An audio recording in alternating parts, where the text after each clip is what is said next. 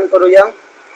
जय राधा माधव कुंज बिहारी, जय राधा माधव कुंज बिहारी, जय गोपी जन वल्लभ गिरिवरधारी, जय गोपी जन वल्लभ गिरिवरधारी, यशोदानंदन व्रज जन रंजन, यशोदानंदन व्रज जन रंजन, यमुना तीरा वनचारी, यमुना तीरा वनचारी, जय राधा माधव कुंज बिहारी, जय राधा माधव कुंज बिहारी. हरे कृष्ण कृष्ण कृष्ण हरे हरे, हरे राम राम राम हरे हरे, हरे कृष्ण कृष्ण कृष्ण हरे हरे, हरे राम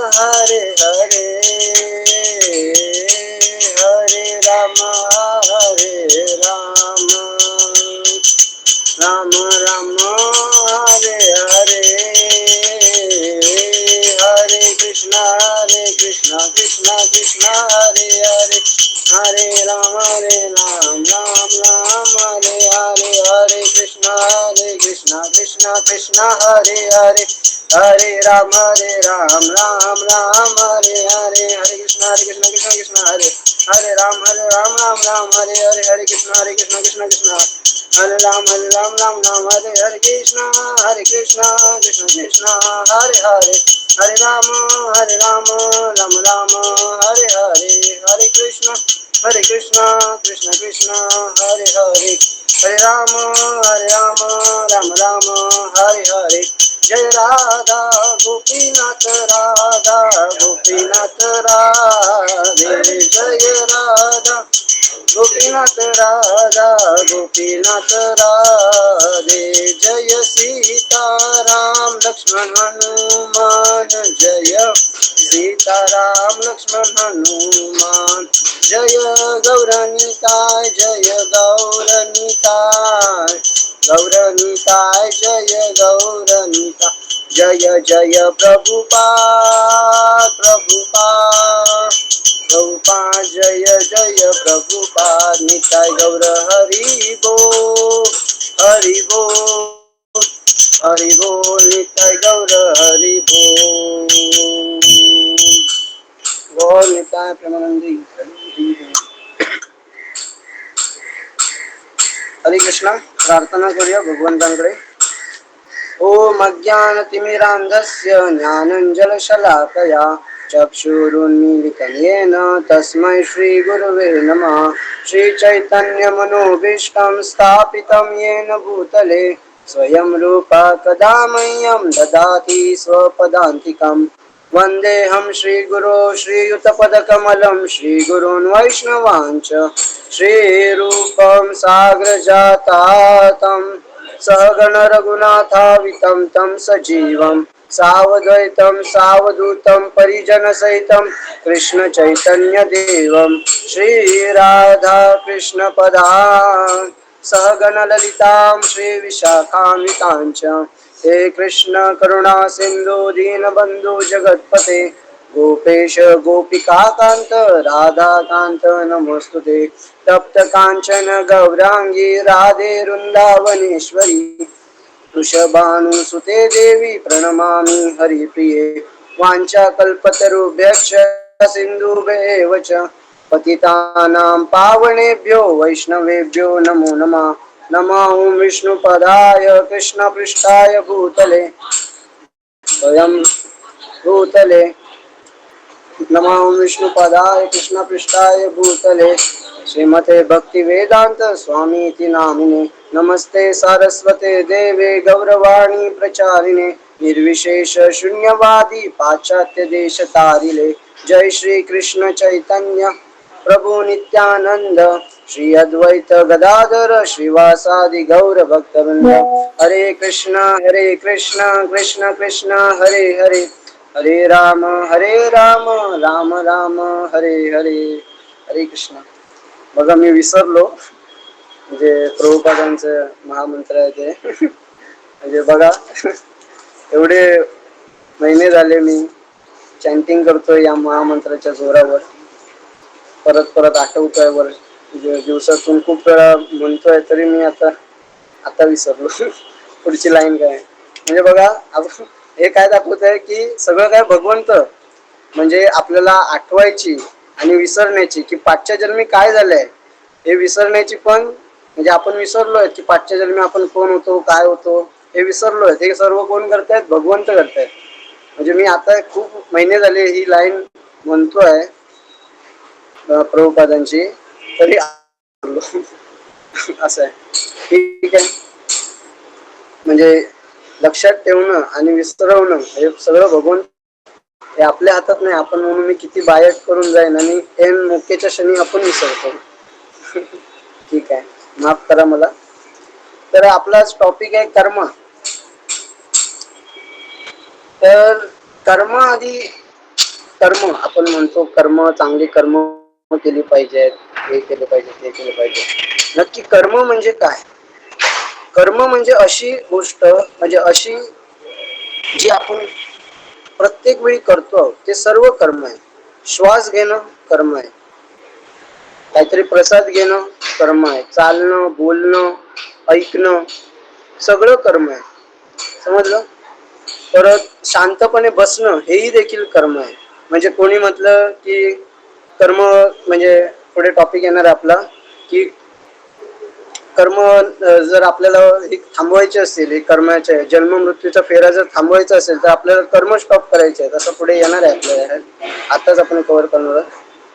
मग कोण म्हणेल कर्म करायचेच नाही, तर कर्म न करणे हेही देखील म्हणजे शांत बसलात ना तुम्ही, काहीच नाही करत आहे, तेही कर्म आहे.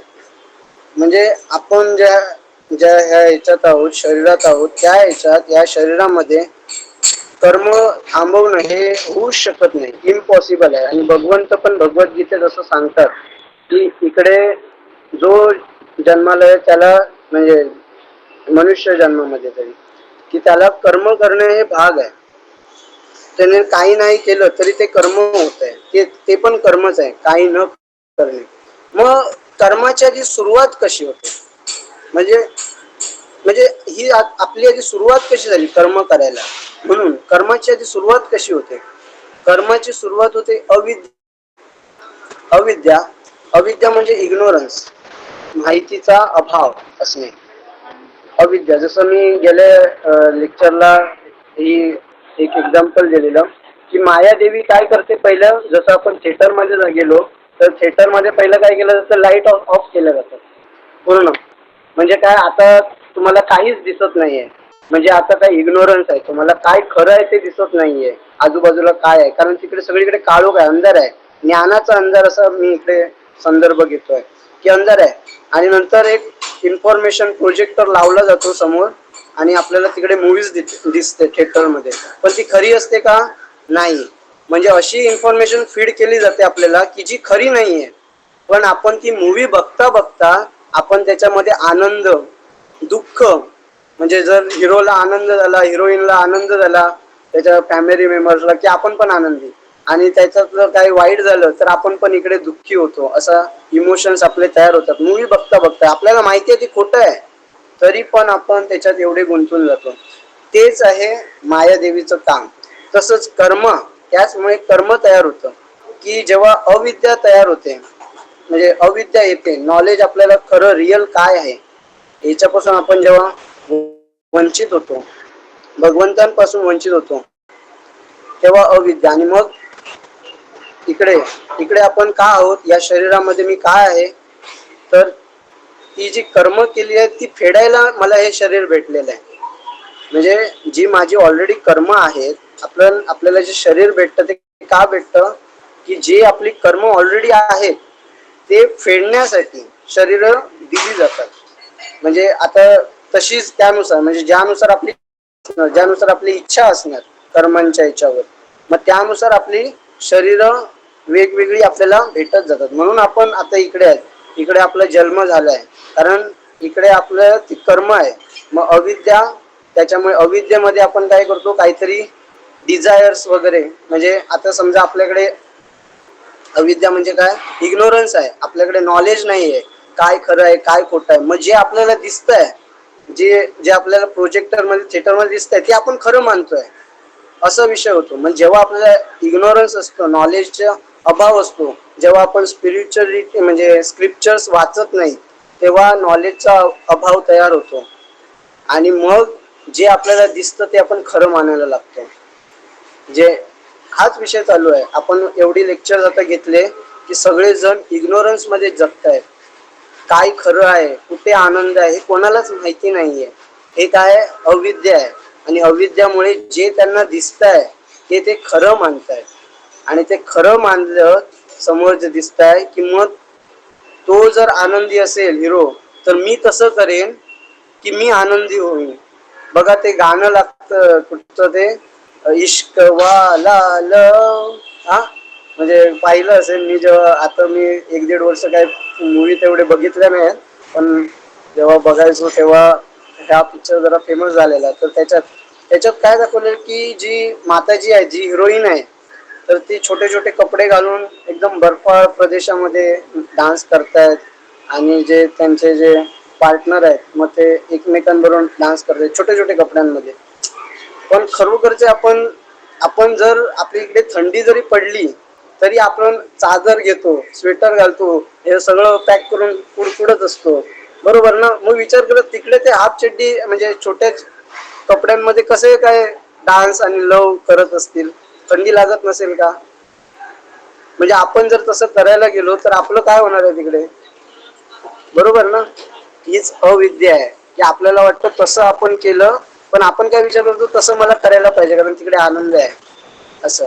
मग तसे आपले डिझायर्स तयार होतात, डिझायर्स इच्छा तयार होतात की मला हे करायचं आहे, मला याच्यासारखं बनायचं आहे की मी खुश होईल, मला त्याच्यासारखं म्हणजे मला हे काम केलं पाहिजे की मी आनंदी होईल.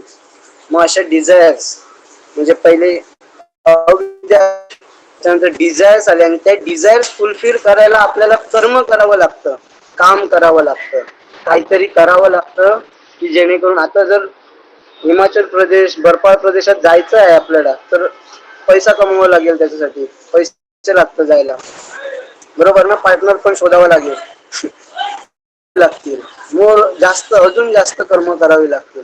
आणि अशी कर्मांची सुरुवात होते इच्छांपासून. अविद्येपासून पहिली सुरुवात होते, इच्छेपर्यंत येऊन नंतर आपली कर्म चालू होतात ह्या मटेरियल गोष्टींमध्ये. देन नंतर जे आपण ह्या अविद्येमध्ये जे आपण जे काही ऍक्शन करतो ते पापच आहे. मग त्याचा परिणाम चांगला होऊ की वाईट होऊ, जरी ते पुण्य असेल तरी ते, मी खूप लेक्चर मध्ये बोललोय, आता बोलत नाही मी परत, की जरी ते पुण्य असेल तरी ते आपल्यासाठी पापच आहे, कारण त्याच्यामुळे परत आपल्याला जन्म घ्यावा लागतो, म्हणून त्याचा काही फायदा नाही आहे. म्हणजे सगळं काही पापच आहे, ज्या अविद्यामध्ये आपण जे करतोय ते सगळं काही पापातच मोजलं जातं, कारण त्याचा परिणाम दुःखदायकच ठरतो. लास्ट रिझल्ट असतो तो दुःखदायक असतो. मग त्यामुळे पापांची सुरुवात होते. आता कर्म, मग अशी ही कर्मांची सुरुवात आहे. आता कर्म आहेत ना, ते 2 प्रकारचे असतात, एक प्रारब्ध कर्म आणि एक असतं अप्रारब्ध कर्म. प्रारब्ध कर्म म्हणजे काय, की जे कर्म आता चालू आहे म्हणजे आता जर झाडाला फळ आलंय पण ते कच्च असेल तर ते आपण खाऊ शकत नाही, म्हणजे आता ते रेडी नाही. पण जेव्हा ते पूर्णपणे पिकतं, लाल लाल होईल, जर आंबा असेल एकदम पिवळा होईल, हिरवावरून पिवळा आणि थोडा आता लाल लाल कलर चढत आलाय, म्हणजे काय आपण परिपक्व झालं असं म्हणतो फळ. मग तसंच कर्म आता जे आपण म्हणतो पण बघा की आपल्याला जर काय वाईट झालं तर आपण काय म्हणतो, अरे माझं हे कर्म होतं किंवा माझं हे काय कर्म प्रारब्ध होतं, माझं हे प्रारब्ध म्हणजे काय की ते आता फळ रेडी झालंय, ते कर्म म्हणजे ते फळासारखं रेडी झालंय खायला. फळ आता रेडी झालंय जसं खायला, तसं कर्म आता ते एक्झिक्यूट व्हायला रेडी झालंय. त्याला बोलतात प्रारब्ध कर्म. म्हणजे प्रारब्ध कर्म तुम्ही असं समजू शकता की जे डे टू डे लाईफ मध्ये चाललंय ते पण प्रारब्ध कर्मामध्येच येतं. की आता तुम्ही काहीतरी खाल्लं तर भूक भागली, म्हणजे तुम्ही खाण्याचं कर्म केलं, पण त्याच्याच बरोबर तुम्हाला रिझल्ट पण भेटला पोट भरण्याचा. मग हे कर्म काय प्रारब्धात येऊ शकतं किंवा चालू कर्मामध्ये, जे म्हणजे तुम्ही कर्म केलं आणि त्याचा रिझल्ट पण भेटला, किंवा जी जुनी कर्म आहेत ती आता पिकलेली आहेत. जुनी कर्म पिकलेली असणे म्हणजे काय, पिकलेली म्हणजे आता ती तयार झाली आहेत म्हणजे काय की जर समजा कोणीतरी अंबानीची आता जर विचार करा, अंबानीचा काहीतरी लॉस केला, कोण आपल्यासारखा मिडल क्लास मुलगी अंबानीचा काहीतरी मोठा नुकसान करून बसला, कशा नाही मिस्टेक नाही का बाय एनी चान्स नुकसान केलं त्याने. पण आता कोणाचं नुकसान झालंय, अंबानीचं नुकसान झालंय म्हणजे किती असणार, करोडच नुकसान असणार. पण आता अंबानी म्हणेल की मला याचा राग काढायचा याच्यावर, अरे पण ह्याच्याकडे करोडो कुठे, ह्याच्याकडे ₹1000 नाहीये. समजलं? मग तो कसं मॅच होणार, कर्म मॅच नाही होऊ शकत. मग ते मॅच करण्यासाठी आपल्याला पहिला आधी श्रीमंत व्हावं लागेल. ज्याने ते नुकसान केलंय त्याला श्रीमंत व्हावं लागेल. मग त्याला तो दुःख कळू शकतो की अंबानीला काय दुःख झालंय त्याचा लॉस झाल्यामुळे. समजलं? मग त्यामुळे काही कर्म असतात ना तर ती थांबून, म्हणजे आता समजा परीक्षा आपण दिली पण रिझल्ट लगेच नाही भेटत, 5-6 महिन्यांनी, म्हणजे फळ थोड्या वेळाने तयार होणार. म्हणजे कर्म केलं, परीक्षा लिहिण्याचं सगळं कर्म केलं, पण वेळ लागणार आहे त्याला. मग जेव्हा परीक्षेचा रिझल्ट होणार मग त्याला आपण प्रारब्ध बोलू शकतो की आता कर्म होतं जे आपण ते आता फळ द्यायला रेडी झालंय. मग जे आता चाललंय ते प्रारब्ध कर्म चाललंय. आपल्या आयुष्यात जी चांगली गोष्ट चालली आहे ती पुण्यांची प्रारब्ध आहे, आणि जर वाईट कोणाच्या ह्याच्यात चाललं आहे तर ती पापांची प्रारब्ध आहे. समजलं? मग असं आहे. आणि दुसरे असतात अप्रारब्ध कर्म. अप्रारब्ध म्हणजे जे अजून तयार झालेले नाहीयेत, म्हणजे अजून आंबा कच्चा आहे, अजून परिस्थिती बनलेली नाहीये. जसं मी याच्यात पण तुम्हाला सांगितलं, कोण धृतराष्ट्र, सगळ्यांना स्टोरी मी शॉर्ट मध्ये सांगतो लगेच, म्हणजे नवीन जर कोण असेल त्यांना समजेल की धृतराष्ट्र जेव्हा त्याचे सर्व पोरं मरतात युद्धात, 100 पोरं, तो विचारतो श्रीकृष्णांना की माझे मुलगा का मेला. तर श्रीकृष्ण त्यांना पावर देतात की 5चा जन्म बघू शकतो. तो 50व्या जन्माआधी, म्हणजे या जन्मापासून धृतराष्ट्राच्या 50व्या जन्माआधी तो पारधी होता आणि त्याने 100 पक्षाच्या 100 मुलांना मारलेलं असतं एक साथ. म्हणजे ते झाडावर असतात आणि तो खालना आग लावतो, आणि त्याचबरोबर त्या आग लावल्यामुळे काही पक्षी आंधळे पण होतात. काही पक्षी त्या आगीच्या सहन करत नाही, आगीचा तो प्रवाह, मग त्यामुळे आंधळे होतात, उडून जातात पण आंधळे होतात. आणि मुलं जी नवीन नवीन असतात तर ती काय उडू शकत नाही, मग ती मरतात. मग ती 100 मुलं असतात. मग ते कर्म करण्यासाठी त्यांना 100 मुलं आधी असायला पाहिजेत, मग ते दुसरा कोणतरी त्याला मारणार, बरोबर ना. आणि मग तेच आता या भारतामध्ये झालं, महायुद्धामध्ये, की महाभारतच्या युद्धामध्ये, की त्यांची 100 पुत्र मेले. म्हणजे हे आता फळ द्यायला तयार झालं, 100 पुत्र आले की ते जे कर्म जे कितव्या तरी जन्म आधी केलेलं होतं ते आता परिपक्व झालं. ते आतापर्यंत अप्रारब्धामध्ये होतं, पण आता ते प्रारब्धामध्ये आलं, परिपक्व झालं आणि आता फळ देत आहे. आणि त्याचबरोबर धृतराष्ट्र कोण होता, आंधळ्या जन्माला आला. समजतंय? ते पण का, त्याचं कर्म होतं की त्याने पक्ष्यांना आंधळ केलं, बाकीच्या त्या आगीमुळे आंधळे झाले ते पक्षी. असं आहे. मग सगळी हे जी कर्म आहेत ती अशी आहेत, 2 प्रकारे आपण मेजरली त्यांना हे करू शकतो, डिवाइड करू शकतो की प्रारब्ध आणि अप्रारब्ध. आता पण आपण काही काही कर्म करतो आहोत, काही नॉनव्हेज इटर्स असतील, काही हे असतील, मग ती कर्म लिहून ठेवली जात आहेत. कारण आता या जन्मामध्ये ती फेडणे शक्य नाहीये, पण मग त्यासाठी दुसरा जन्म, तसाच जन्म घ्यावा लागणार आणि मग ती फेडावी लागणार. समजलं? सगळी जी आपण करतोय ती सगळी कर्म आहेत, मग ती आपल्याला फेडावी लागतात. असं आहे. मग मग ह्या कर्मां जे जर एखाद्याने नंतर विचार केला की जर अशी जर कर्म फेडावीच लागतात तर मी कर्मच नाही करणार, तर आपण हा पहिला टॉपिक घेतलेला, तर बसून राहणं शक्यच नाही आहे. जरी बसून राहिलो काही केलंच नाही तरी तेही कर्म आहे. समजलं? मग सगळे कर्म आहेत, मग तसं काही शक्य नाही. मग जी आहे का, आता प्रश्न असा विचारू शकतो की मग एवढी कर्म आहेत, मग आता बघा असा प्रश्न निर्माण होतो, मी आता जर परीक्षेत माझा जर रिझल्ट जर फिक्स असेल जे कर्मानुसार की मी पास होणार आहे की फेल होणार आहे, तर मी का अभ्यास करायचा? असा विषय प्रश्न येऊ शकतो की माझं कर्म जर फिक्स आहे की मला एवढं एवढं भेटणार आहे, एवढं एवढं सुख भेटणार आहे, एवढं एवढं दुःख भेटणार आहे, तर मी का काम करू? मी जर डॉक्टर बनणार आहे असं ठरलेलंच आहे तर मी परीक्षा नाही दिली, परीक्षा दिली न दिली असं होऊ शकतं ना. तर जी प्रारब्ध असतात म्हणजे जी कर्म असतात तर ती कशी असतात? ओके, ओके, जी कर्म असतात तर काय बोलत होतो मी? हा, तर काय भेटणार आहे हे कर्मांवर आहे, पण नंतर जे भेटलं ते टिकवणं हे आपल्या हातात, त्याला पुरुषार्थ म्हणतात.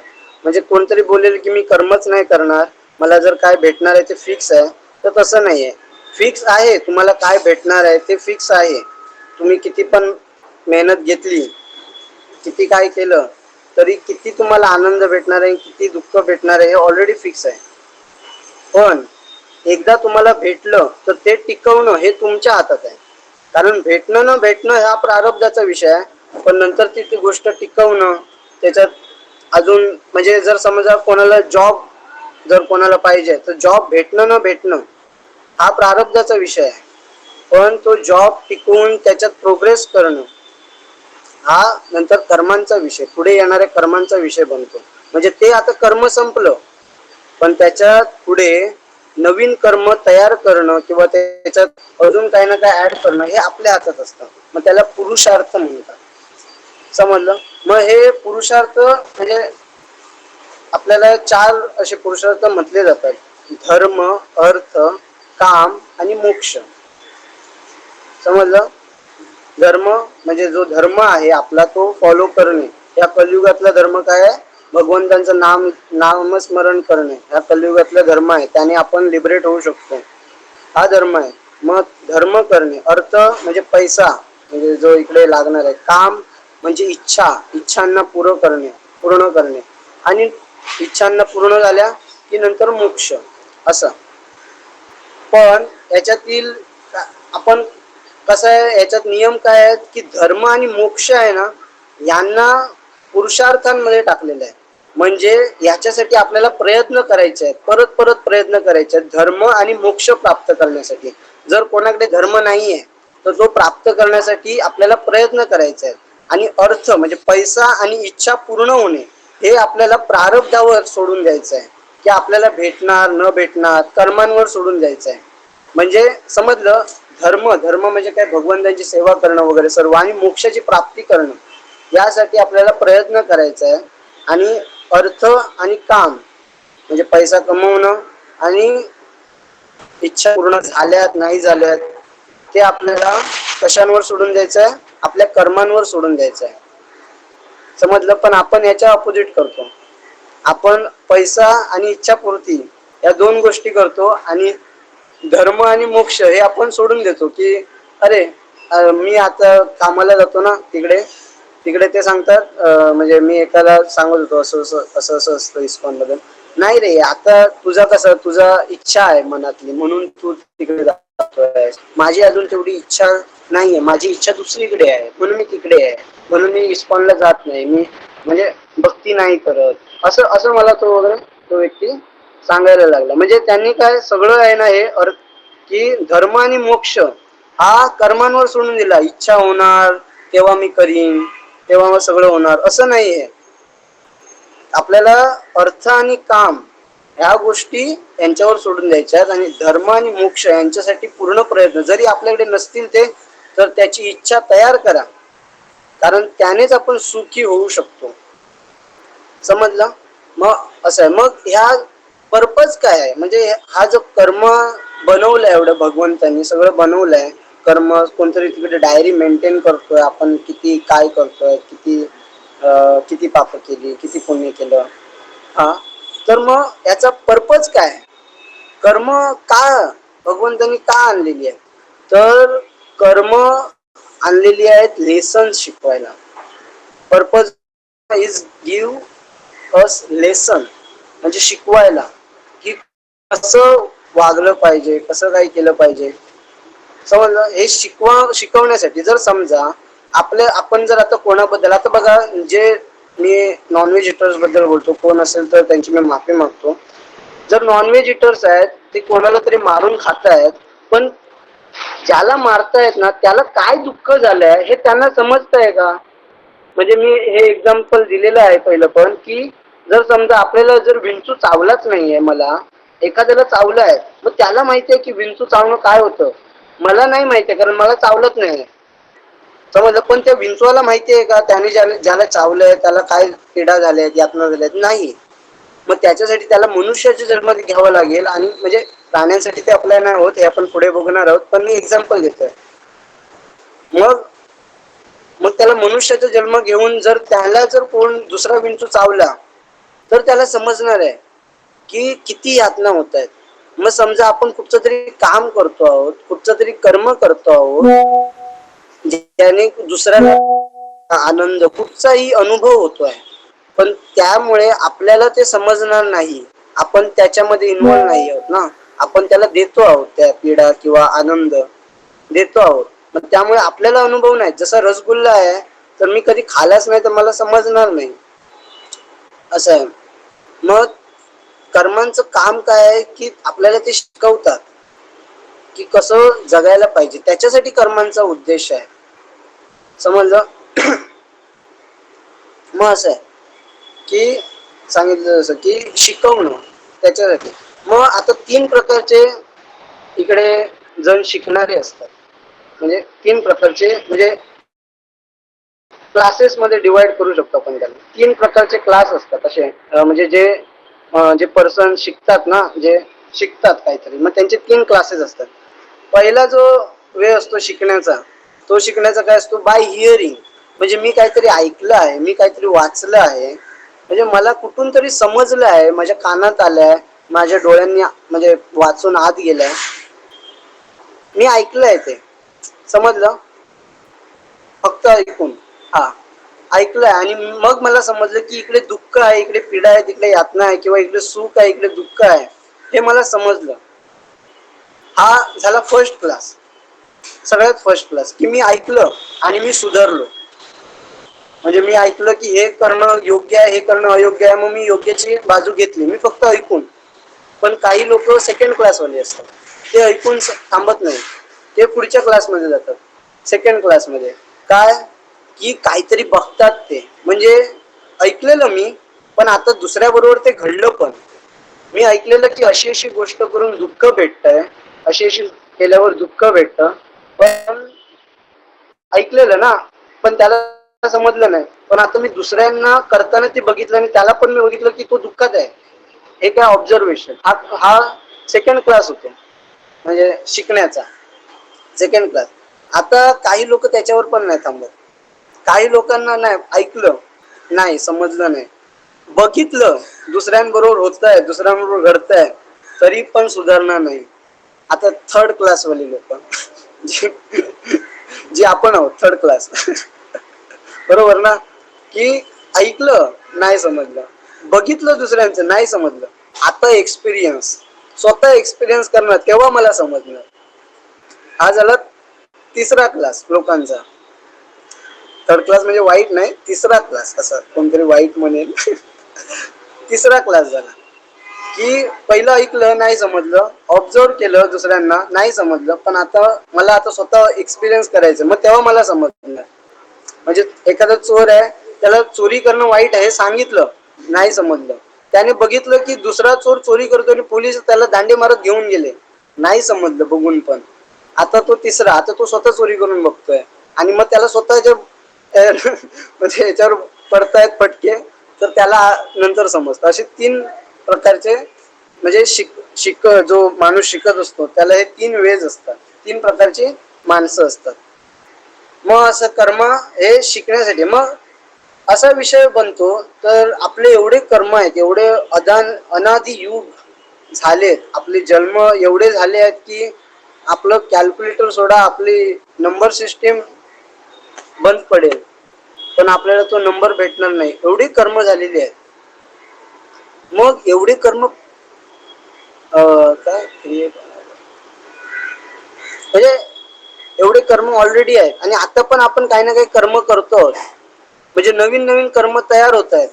मग थांबवायचं कसं याला, हा विषय आहे. विषय काय आहे की जर समजा मी खाली जरी बसलो तरी ते थांबणार नाहीत, ते मी खाली बसणं हे पण कर्मामध्ये आहे. मग मी त्याला थांबवायचं कसं, आणि मग ह्या चक्रव्यूहातून, ह्या लूप मधून, जन्म मृत्यूच्या बाहेर कसं पडायचं, बरोबर ना? हा प्रश्न आहे. कर्मांमुळे दुसरे कर्म तयार होतात, बरोबर ना? जर समजा म्हणजे काहीतरी आपण कर्म आहे की काहीतरी भेटणं, आणि ते भेटलं की ते भेटल्यावर त्याच्याच बरोबर आपण अजून कर्म करून जातो. कसं आहे की कर्म क्रिएट्स अनदर कर्म. मग थांबवायचं कसं याला? मग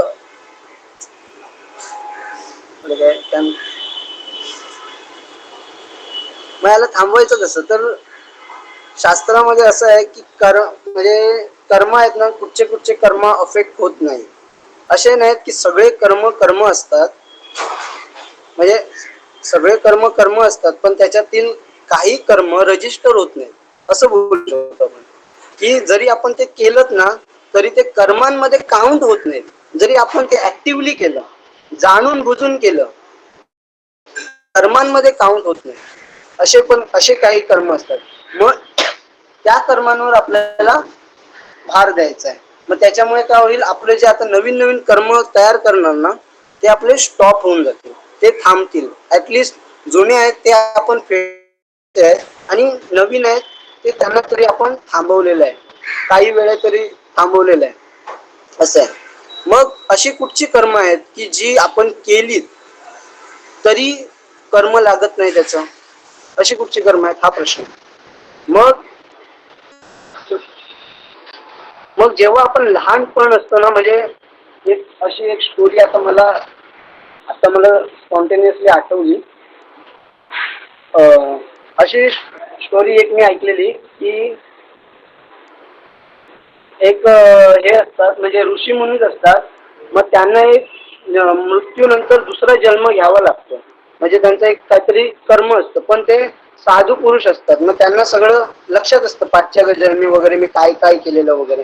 मग ते पुढच्या वेळी ना विचारतात, म्हणजे कोणाला तरी विचारतात ते आता मला माहित नाही, पण ते विचारतात की हा मला जन्म का घ्यावा लागला, गेल्या जन्मी तर मी साधू होतो, मी काही असं कर्म केलेलंच नाही, तर मला काय असला जन्म घ्यावा लागला, परत जन्म घ्यावा लागला, कर्म कुठचं केलेलं. मग तो जो कोण सांगणार असतो, आता मला ते एकदम डिटेल मध्ये नाही लक्षात आहे, पण मी थोडं कॉन्टेक्स्ट सांगतो. मग तो काय सांगतो की तुम्ही जे लहानपणी म्हणजे पाचवीत असताना केलं, पाचवीत नाही, पाचवी इयत्तेमध्ये नाही, 5व्या वर्षी असताना केलेलं ते तुम्हाला कर्म लागलं. मग तो प्रश्न विचारतो की असं कसं, मला तेव्हा माहिती पण नसतं कर्म काय आहे, जाणीव नसते काय बरोबर आहे काय चुकीचं आहे, मग ते मला कर्म कसं लागणार, म्हणजे मला माहितीच नाही कर्म काय काय बरोबर आहे काय, मी लहान होतो तेव्हा, असं. मग त्यामुळे हा पार्ट आहे की जर आपण लहान असतो 10 वर्षापर्यंत ऍटलिस्ट असा काहीतरी तो फिगर आहे, तोपर्यंत आपल्याला कर्म लागत नाहीत. म्हणजे जे ती कर्म असतात ती रजिस्टर होत नाहीत. जरी आपण त्याच्यात, कारण आपल्याला तेवढी बुद्धी नसते, मग आपण काय करणार त्याच्यात. तरी तरी बघा, जे थोर महान जे व्यक्ती असतात, जसे प्रल्हाद महाराज, त्या वडिलांना शिकवायचंय धर्म काय आहे. 5व्या वर्षी, वयाच्या 5व्या वर्षी वडिलांना समजवायचे की धर्म काय आहे, मोक्ष काय आहे, भगवंत कोण आहे, तुम्ही कोण आहात, मी कोण आहे, आपण आत्मा आहोत, आपल्याला असं हे सगळं 5व्या वर्षी ते आपल्या वडिलांना सांगतायत. हे राक्षस, त्यांचे वडील हिरण्यकशिपूला. म्हणजे असे पण काही महान भागवत होऊन गेले, झाले आहेत. मग तो पण विषय आहे. पण जे लहान, जोपर्यंत आपण आहोत 10 वर्षापर्यंत, तोपर्यंत आपल्याला कर्म लागत नाही. परत अजाणतपणे केलेले कर्म. आता हा जो विषय आहे, तो तो कसा विषय आहे की कोणतरी पिऊन आलाय, दारू पिऊन आलाय, आणि आणि कोणाला तरी त्याने उडवलं, कोणाचा तरी खून केला, तरी पण आपण बघा कोर्टामध्ये जर त्याला प्रस्तुत केलं तर त्याला हे सुटका देतात. कारण तो म्हणजे शुद्धीत नाही होता, असं सुटका देतात त्याला. कारण शुद्धीतच नाही. कोण जर मेंटली डिसेबल आणि त्याने जर काही क्राईम केला तर त्याला पनिशमेंट नाही भेटत, कारण त्याची मेंटल स्थिती बरोबर नाहीये, असं आहे. मग अजाणतपणे जर काही कर्म केलीत ना, तर त्यांची सुटका होते. तरी पण आपण बघतो तर कधी कधी कोण जर दारू पिऊन जर असं कार्य केलं तर त्याला मार पण पडतो. म्हणजे जे कर्म केले ते तात्काळ पिठांपीठ पण होते, असं पण आहे. कळलं की अजाणतपणे मग ते पिठांपीठ झाली, मग त्याला कर्म तर रजिस्टर होत नाही. जे आता मी बोललो पहिल्या कर्मामध्ये येतं, मग ते की जे आता आपण जेवलो, लगेच पोट भरलं, म्हणजे जे कार्य केलं आणि त्याचा रिझल्ट पण भेटला, मग कर्म नाही, ते रजिस्टर झालं नाही. समजलं, असं आहे. मग अजाणतपणे केलेलं. त्याच्यानंतर प्राणी योनीमध्ये जे कर्म केलं जातं त्यांना, तर प्राण्यांना बुद्धीच नसते. जर एखाद्या मेंढीला आपण बघा, मेंढी वगैरे जर इथे मेंढींचं हे मटण भेटत, किंवा कोंबडी सोडा, कोंबडी आपण तेवढं लक्ष नाही देत. मेंढीचं उदाहरण चांगलं घेऊ शकतो की शेळ्या मेंढ्या असतात, ते असे कत्तलखान्यात किंवा ह्याच्यात असतात. मग आता त्यांना काय बोलतात मला तर आठवत नाही, त्यांना ते मारणाऱ्यांना काय कसाही बोलतात ना, असं काय तसं. हा, मग ते जे असतात, एक मेंढी गेली कापायला, कोणाचा तरी भूक भागवायला एक गेली, तरी दुसरी मेंढी पळण्याचा प्रयत्न करते का, कधी बघितली आहे का? नाही. म्हणजे तिला तेवढी बुद्धीच नाहीये. की ती जाते आणि ती आता मरते तिकडे, ती बघते, पण तिला बुद्धी नाही की माझ्या बरोबर ते होणार आहे, असा विषय. आणि ती पळायचा कधीच नाही प्रयत्न करत, मे करत राहणार, बाकी पळणार नाही, असं आहे. मग ते आहे की प्राण्यांना तेवढी बुद्धी नाही, कारण ते जे योनी बनतात ते भोग योनी बोलतात त्याला. म्हणजे काय, जी आपण कर्म केलेली आहेत ना, ती फक्त फेडायची कामं या योनीमध्ये होतात, या प्राण्यांच्या योनीमध्ये होतात. नवीन कुठचेच कर्म तयार होत नाही, फक्त फेडायची कामं होतात. म्हणून जे प्राणी आता, म्हणून जे नॉनव्हेज इटर जे आहेत प्राणी, म्हणजे वाघ आहे, त्यांना कर्म लागत नाही, कारण त्यांना ते शरीर भेटलेलं आहे, त्यांना बुद्धी नाही आहे तेवढी की ते धर्माचं पालन करू शकतील, धर्म काय आहे हे समजू शकतील. शिकवायला जावं कोणा झालं तरी, जर ट्राय करायचं असेल तर, असं. मग ते नाही, तेवढं नॉलेजच नाहीये, म्हणून ते कर्मांमध्ये लागू होत नाही, कारण त्यांना नॉलेज नाही. जसं आपण बघितलं लहानपणी, जर आपण मनुष्य अवस्थेत आपणही जर लहान असू तर आपल्याला कर्म लागत नाही, तसं जेव्हा आपण प्राणी होऊ तर आपल्याला कर्म नाही लागणार. सिंपल. प्राणी नंतर काय, कर्तृत्व विमान, म्हणजे कर्तृत्वाशिवाय, म्हणजे मी काहीतरी केलं आहे असं, म्हणजे खूप गोष्टी आपण मी नाही केलंय, म्हणजे असं कर्तृत्व रहित केलेलं कर्म. इकडे ना एक स्टोरी येते, सुंदर स्टोरी येते, रामतीर्थ म्हणून.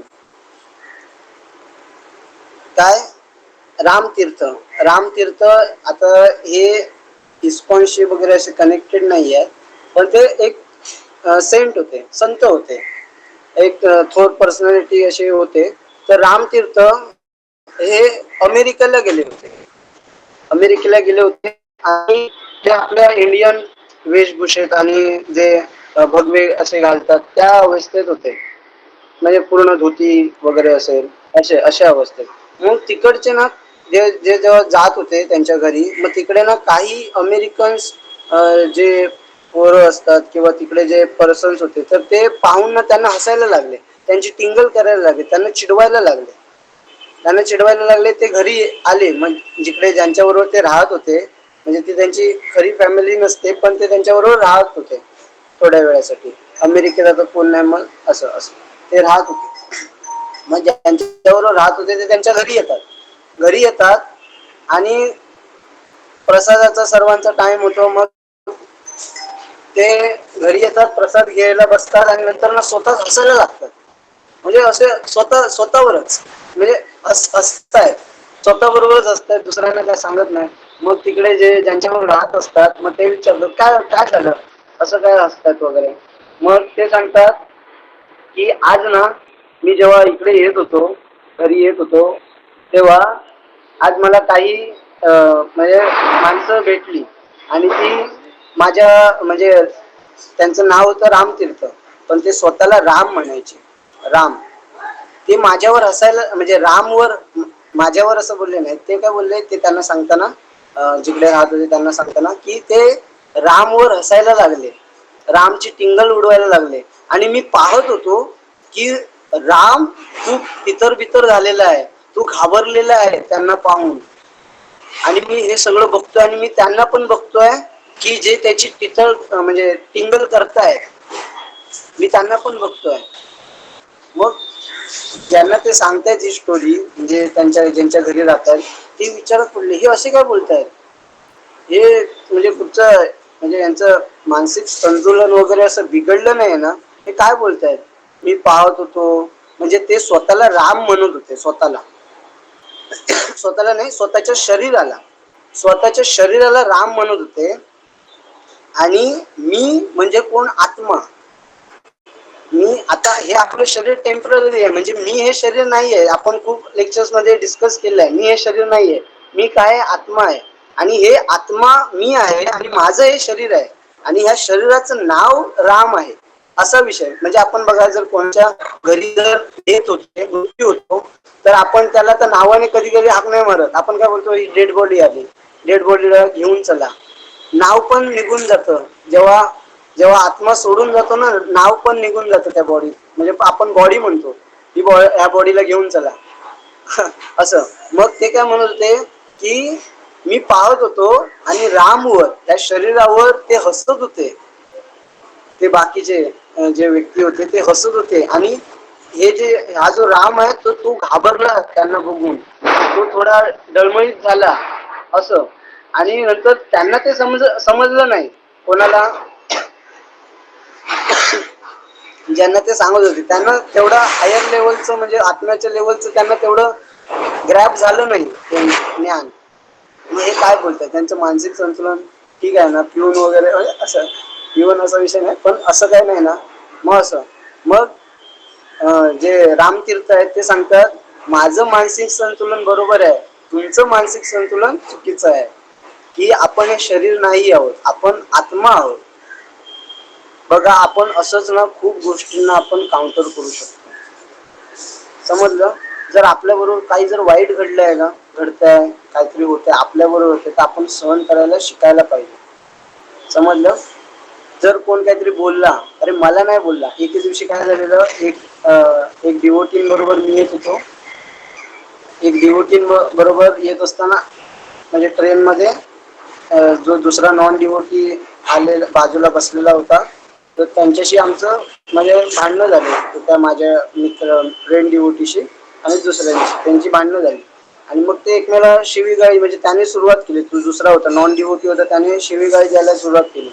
तर ह्याने जो डिवोटी होता त्याने शिवी नाही, पण त्याने थोडा आपला आवाज चढवला आणि मारायला वगैरे पण गेला तो, असा विषय.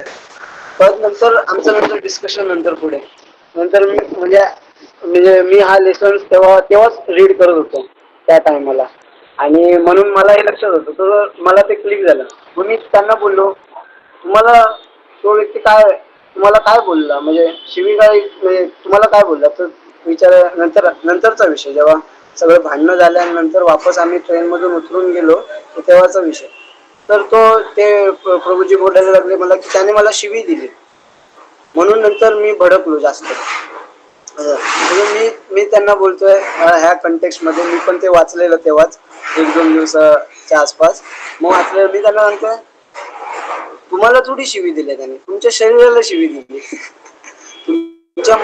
तुम्ही कोण आहे, तुम्ही शरीर आहात का? नाही. तर काय फरक पडतोय तुम्हाला, असा विषय. मग त्यामुळे कर्तृत्व म्हणजे मी काय केलं आहे त्याचा हे असणं, काय असणं, समजा जर आपण काहीतरी मिळवलं आहे तर मी नाही मिळवलंय, एक हायर लेवल आहे याच्यापेक्षा. आता ही लेवल कुठची आहे की मी काहीतरी केलंय, म्हणजे माझ्या आत्म्याने काहीतरी केलंय, पण त्याच्यापेक्षा आत्मा कोणाचा आहे, भगवंतांनी दिलेला आहे. म्हणजे कोण करतात अल्टिमेटली, भगवंत. म्हणजे मी जरी काही मिळवलं आहे ते माझं नाही आहे, ते भगवंतांचं आहे. मी पण आता हे तुमच्या समोर बोलतोय ते माझं नाही आहे, ते आचार्यांनी मला दिलेलं आहे, फ्री मध्ये घेऊन जा. म्हणजे मी त्यांचं ऐकून कुठेतरी बघून त्यांच्या सहवासामध्ये राहून दिलेलं आहे, आणि ते मी ट्रान्सफर करतोय. म्हणजे हे माझं आहे का? नाही.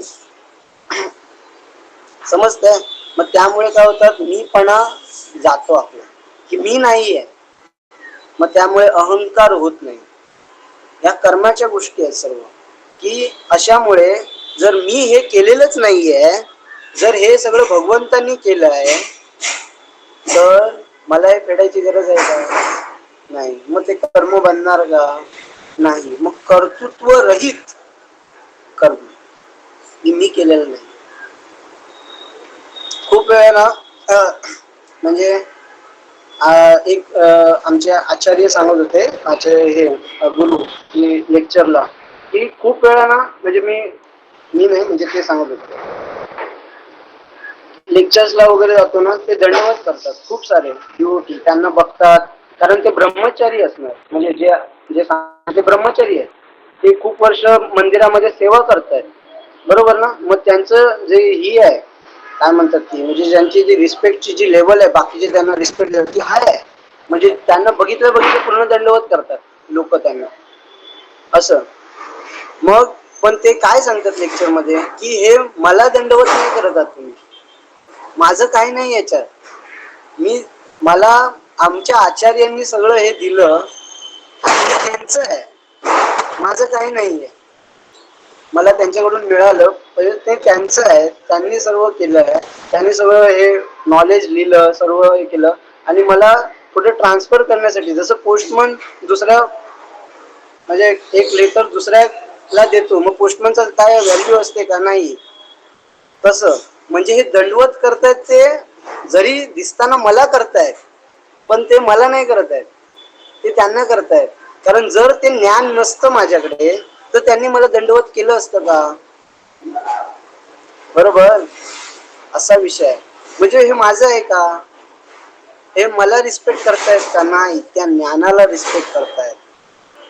जसं एक अजून एक त्यांनीच अॅनॉलॉजी दिलेली, हे अजून कन्फर्म आपल्याला समजण्यासाठी, की एक गाढव असतो आणि त्याच्या पाठीवर विठ्ठल जे भगवंत आहेत, विठ्ठल भगवंत, त्यांची एक मूर्ती असते पाठीवर अशी ठेवलेली, आणि ते गाढव जात असतं असं चालत चालत चालत चालत. लोक त्याला दंडवत करतायत. तो गाढव म्हणतो, अरे या, मला दंडवत करतात. गाढवाचा मूर्ती ठेवलेली आहे पाठी, तो म्हणतो गाढव, अरे मला दंडवत करतात. तो नंतर मंदिरात जातो, मूर्ती तिकडे म्हणजे घेतात त्याच्याकडून, असं काढून म्हणजे उचलून ठेवतात दुसरीकडे, आणि मग तो वापस जाताना बघतोय, अरे मला आता कोण दंडवत नाही करतात, हेच तर लोक होते दंडवत करणारे, सगळे मला रिस्पेक्ट देणारे, आता का नाही करत आहे? समजताय विषय? कारण आणि आता नाही करत आहे म्हणून तो एखाद्याला जातो आणि हे पण करतो, म्हणजे विचारतो वगैरे, तू गाढव आहेस, चल तुला कोण दंडवत करेल, असा विषय. की व्हॅल्यू त्या गाढवाची नव्हती. जरी त्या गाढवाला प्रणाम करत होते, गाढवाला दिसत होतं प्रणाम गाढवाला करताय, नाही, हे विठ्ठलाला प्रणाम करताय. आणि जेव्हा तो लांब होईल तेव्हा फक्त हे शरीर वाचणार आहे आणि ज्याला झिरो व्हॅल्यू आहे. मी हे जे बोलतोय ते पण तसंच आहे. मी नाही, माझं हे काहीच नाहीये. समजलं? मग हे कर्तृत्व भावना रहित सर्व करायचं आहे. मग तेव्हा आपल्याला कर्म लागणार नाही. पुढे फलेच्छा विरहित, म्हणजे फळाची इच्छा केल्याशिवाय जर कुठचं आपण कर्म करतो तर तेही ह्याच्यात धरलं जातं की त्याच्यामुळे आपल्याला कर्म लागत नाही. जर आपण फळ जर फळाची अपेक्षा नाही केली, म्हणजे आपलं कर्तव्य आपल्याला जर समजा काही फायदाच होणार नसेल, काही जर आपलं नुकसान, जर फायदा आणि नुकसान त्याच्यात म्हणजे मला काही पडलेलंच नाहीये, तरी पण मी ते कर्म करतो. म्हणजे आपण विचार करा, जर कोणाला जर इकडे सांगितलं की कामाला जा, पगार भेटणार आहे, पण भेटणार नाही, कराल का तुम्ही? तुम्हाला कुठचेच हे भेटणार नाही, काहीच नाही भेटणार. फक्त तुम्ही दर दिवशी या, करा. आता बघा, इस्कॉन मध्ये खूप सारे ब्रह्मचारी आहेत. इकडे ब्रह्मचारी आहेत, परत दुसरे जण आहेत जे लग्न पण झालेले आहे, सर्व आहे. ते खूप वर्ष झाली सेवा करतात मंदिरात. 1 रुपया पण त्यांनी घेतलेला नाही मंदिरातून. पगार पगार जो म्हणतोय ना, आनंद फील करायला, म्हणजे ते काय करतायत, फळाची इच्छा न करता कर्म करतायत, मंदिरामध्ये सेवा करतायत, झाडू पोछा करतायत, सगळं करतायत भगवंतांचं. पण ती कृपा आहे त्यांच्याकडून. आपण करणार आहोत का?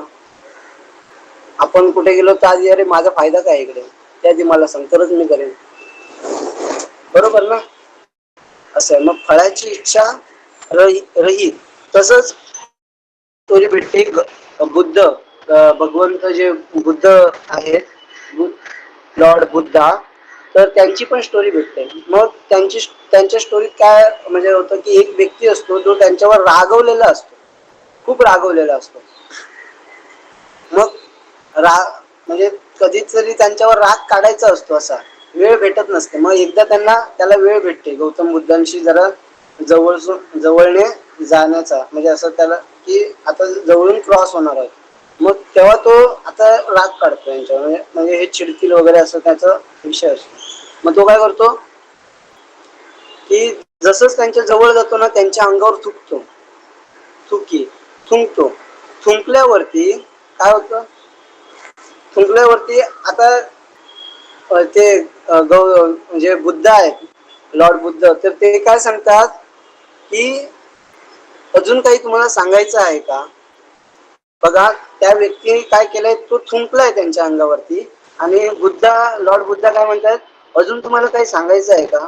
मग हा व्यक्ती जो थुंकला त्यांच्यावरती, मग तो विचारात पडतो, अरे मी थुंकलो, म्हणजे तो एकदम डळमळून जातो की दुसरा तिसरा व्यक्ती रागवला असता, काहीतरी कानाखाली मारली असती, गाळी दिली असती, काहीतरी केलं असतं. पण हा प्रश्न काय लॉजिक आहे की तुम्हाला अजून काय सांगायचं आहे? लॉजिक बनतच नाही, लॉजिकच बनत नाही. मग मग तो विचारतो, तुम्ही असं काय विचारताय? मग बुद्ध म्हणतात, हा तेच, तुम्हाला अजून काही सांगायचं आहे का? मग तो अजून थोडा कन्फ्युज होतो. मग बुद्ध त्यांना, म्हणजे लॉर्ड बुद्ध त्यांना थोडं समजवतात की तुमचा कसा विषय होता की तुमचा माझ्यावर राग असेल कदाचित, म्हणजे अशा भाषा सांगत होते की तुमचा राग असेल, तुम्ही व्यक्त करू शकलात नाही, मग तुम्ही कृतीतून व्यक्त केलात. जसं काही गोष्टी असतात ना, आपण त्या इशाऱ्यांनी, जर एवढ्या ते तीव्र असतात की आपण बोलून हे करू शकत नाही. आता दुःख आहे ते आपण बोलून नाही, मग आपण रडतो त्याच्यासाठी, की बोलू शकत नाही. म्हणजे काही गोष्टी असतात ना, ते आपण कृतीतून करतो. जेव्हा ते एक्स्ट्रीम असतात, बोलू शकत नाही, अशा गोष्टी आपण कृतीतून करतो. असं मग तुम्हाला माझ्यावर राग असेल कदाचित, म्हणून तुम्ही हे केलं, म्हणजे माझ्यावर थुंकलं असाल. मग तुम्हाला अजून काय सांगायचं आहे का? म्हणजे मला ते समजलं की तुम्हाला राग आहे माझ्यावरती, हे तुम्हाला सांगायचं आहे. मग अजून काही तुम्हाला सांगायचं आहे का? असं.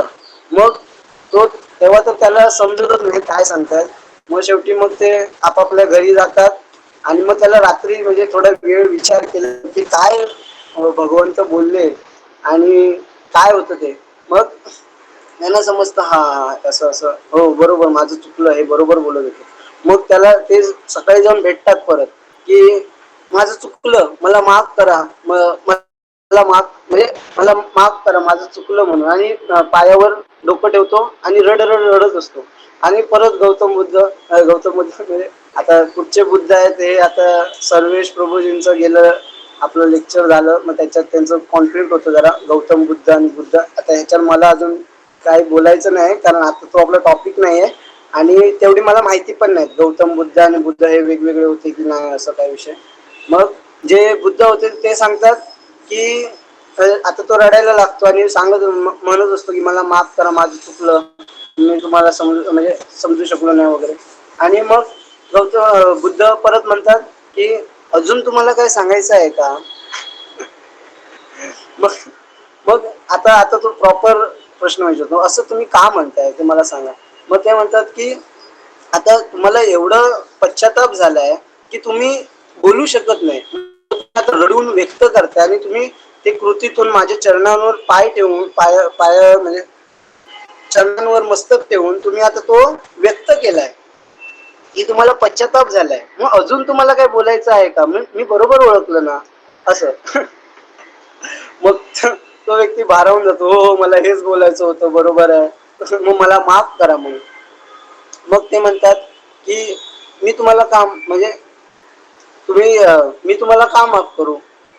मी तुम्हाला हे केलंच नाही मी तुम्हाला कधी रागवलंच नाही होतो तर मी माफ का करू. आणि दुसरा इकडे विषय असा होतो की पहिल्या दिवशी जे भेटायला गेला जेव्हा थुंकलेला तेव्हा राग आलेला आणि मग तेव्हा तो अजून एक प्रश्न विचारतो म्हणजे मी सांगायचं विसरलो की तुम्हाला तुम्हाला राग नाही का आला असं तो विचारतो म्हणजे थुंकल्यावर तुम्हाला राग नाही का आला. मग बुद्ध उत्तर देतात की मी तुमचा नोकर नाही आणि तुम्ही माझे मालक नाही की तुम्हाला वाटेल तेव्हा तुम्ही माझ्यावर म्हणजे तुम्हाला वाटेल तेव्हा माझ्यावर राग आणणार तुम्ही की तुमच्या कृतीतून मला राग येईल असं करणार आणि मला राग येणार म्हणजे मी तुमचा मालक नोकर झालो ना की तुम्ही जसं सांगाल तसं मी ऐकणार बरोबर ना. तुम्ही जर एक कृती केली मी त्याला दुसरी कृतीने उत्तर देणार म्हणजे मी तुमचा नोकर झालो. म्हणजे जसं आपला मालक सांगतो आपल्याला हे कर मग आपण त्याला रिप्लाय करतो आणि ते काम पूर्ण करतो बरोबर ना. मग मी तुमचा मालक मी तुमचा नोकर नाहीये आणि तुम्ही माझे मालक नाहीये. मग मला काय करायला पाहिजे तुम्ही थुंकलाय पण मला काय करायला पाहिजे ते मला माहिती आहे. मी तुमच्या याला उत्तर नाही देणार म्हणजे ऍक्शनला अपोजिट ऍक्शन नाही करणार समजलं. तसंच इकडे परत पुढच्या दिवशी वापस जातात आणि पायावर मस्तक ठेवतात आणि रडतात आणि पुढे नंतर मग तुम्हाला काय सांगायचं आहे का असं बोलतात की म्हणजे तुम्हाला जास्त पश्चाताप झाला असेल आणि म्हणून तुम्ही आलाय ठीक आहे. मग अजून तुम्हाला काय सांगायचं मग असं का मग मला माफ करा असं तो बोलतो. मग ते बोलतात बुद्ध म्हणतात की मी तुमच्यावर कधी रागवलेच नाही होतो मग माफ करायचा विषय आला कुठे. आणि मी तुमचा काय नोकर आहे का की तुम्ही सांगणार तेव्हा मी तुम्हाला माफ करणार तुम्ही सांगणार तेव्हा मी तुमच्यावर रागवणार. म्हणजे इकडून शिकण्यासारखं खूप आहे स्टोरी मधून की बाहेरची प्रकृती आपल्याशी कसंही वागू दे आपल्याला काय करायला पाहिजे ते आपण ठरवायचं आहे. ते बाहेरच्याने ठरवायचं नाहीये. आपण काय करतो अर्ध्यापेक्षा जास्त कर्म कशी असतात आपली की म्हणजे त्याला काय बोलतात रिॲक्शन म्हणजे एक ऍक्शनची रिॲक्शन असते.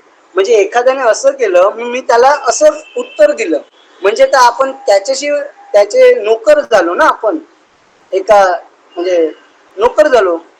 त्याला जे करायला होतं त्याने तो करून बसला. आपण असं पण म्हणतो बघा याला जर ना असं असं बोललंस ना की हा खूप चिडणार आणि आपण असं बोललो की तो चिडतो पण व्यक्ती म्हणजे हेच आहे की आपण नोकर आहोत त्याचे आणि त्याला जेव्हा वाटतं ना तेव्हा तो राग देणार आपल्याला आणि त्याला जेव्हा नाही वाटत ना तेव्हा राग नाही देणार.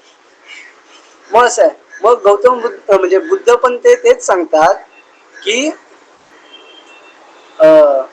तुम्हाला जेव्हा वाटेल तेव्हा मी तुमच्यावर राग करणार तुम्हाला वाटेल तेव्हा मी तुम्हाला माफ करणार. मी तुमचा नोकर आहे का समजलं. असंच आपल्याला पण जेव्हा हे बाहेरच्या ऍक्शन्स घडत असतात आणि त्याला आपल्याला प्रतिउत्तर देताना आपल्याला पण हाच विचार करायचा आहे की मी हे करतोय की माझ्याकडून समोरचा व्यक्ती करून घेतोय. याच्यात खूप डिफरन्स आहे. जरी आपल्याला वाटत असेल की आपणच करतो आहोत, नाही, खूप डिफरन्स आहे. आता विचार करा, जर एक व्यक्ती पण चुकले असते, मग परत ते कर्म झालं असतं. मग कर्म कर्म कर्म कर्म करत बसा. मग त्याच्यापेक्षा बाहेरचा व्यक्ती काहीही करू दे, आपण आपल्या म्हणजे जे आपण शिकलो आहोत, जे आपल्याला करायला पाहिजे त्या ह्याच्यावर ठाम राहून आपण आपलं कर्म करायला पाहिजे. ना की पुढच्या व्यक्तीने काहीतरी केलं, काहीतरी परिस्थिती अशी बनली आणि त्या परिस्थितीच्या अभावामध्ये आपण दुसरं काहीतरी करतोय, त्याला रिॲक्शन देतोय काहीतरी. अर्ध्यापेक्षा कर्म अशी असतात आपली, बरोबर ना? मग हे आपल्याला शिकायला पाहिजे. आपल्या लाईफ मध्ये खूप माणसं आहेत आजूबाजूला, असं केलं तर आपण तसं करतो, त्यांनी तसं केलं तर आपण असं करतो, म्हणजे आपण त्याचे नोकर आहोत तसं बघायला गेलं तर. आणि मी तेच सांगतो, आपण नोकरच आहोत, खरोखरचे नोकर आहोत. पण कोणाचे नोकर आहोत ते आपण बघायला पाहिजे, भगवंतांचे. आपण खरोखरचे नोकर आहोत पण भगवंतांचे. असं आहे. मग प्रत्येक वेळी जर आपण ह्या विचाराने चाललो तर बघा लाईफ किती सुंदर होऊन जाईल. म्हणजे तो व्यक्ती भांडण करायला आलेला तरी त्याला शांतपणे. तसेच एक स्टोरी अजून भेटते की एक आमचे जे गुरु होते, तर ते गाडीतून जात होते आणि दुसऱ्या गाडीला त्यांची थोडी अशी स्क्रॅच होते, अशी चुकी. जो आमच्या गुरूंचा जो ड्रायव्हर असतो, तर त्यांचीच चुकी असते, त्यांची जरा चुकी होते. मग जो पुढचा जो ज्याची गाडी जरा स्क्रॅच झाली आहे, तो पुढे जाऊन म्हणजे थांबतात ते, आणि तो तणतणीत येतो, म्हणजे असं राग काढत रागवत येतो. आणि म्हणजे असं हे म्हणजे येतात ना लोक, हा याला बघतो जाता काय. पण जे गुरु असतात आमचे, ते डायरेक्ट असे प्रणाम करतात, असे असे खाली मान करून. काय बोलायची गरज नाही. त्या व्यक्तीने असं बघितलं, सोडून दिलं, जावा जावा तुम्ही माफ करा, जावा जावा. तोच माफी मागायला लागला.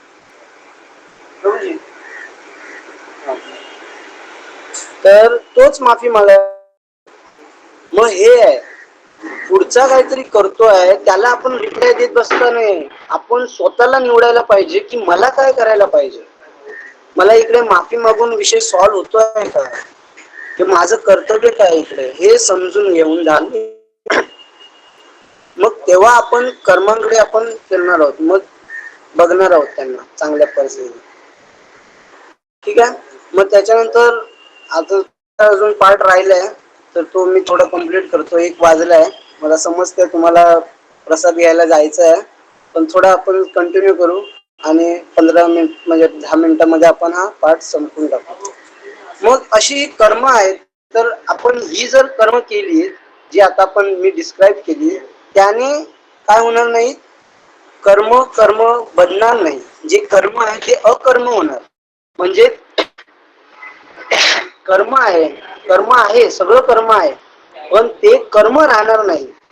फलरहित केलं, कर्तृत्व म्हणजे कर्तृत्व सोडून केलं, प्राणी योनीत कर्म केलं, किंवा अजून एक त्याच्यात आहे लोक कल्याणासाठी, कोणाच्या तरी लोकांच्या करण्यासाठी, म्हणजे समाजाच्या कल्याणासाठी जर काय आपण करतो आहोत, मग ते पण आपल्यासाठी नाही करत आहोत, म्हणजे ते पण एक अशा ह्याच्यात कर्मामध्ये जातं की ते अकर्म बनतं, की त्याला रिॲक्शन होत नाही. म्हणजे त्या पाप पुण्यात त्याला धरलं जात नाही, ते कर्म म्हणून धरलं जात नाही, ते अकर्म बनतं.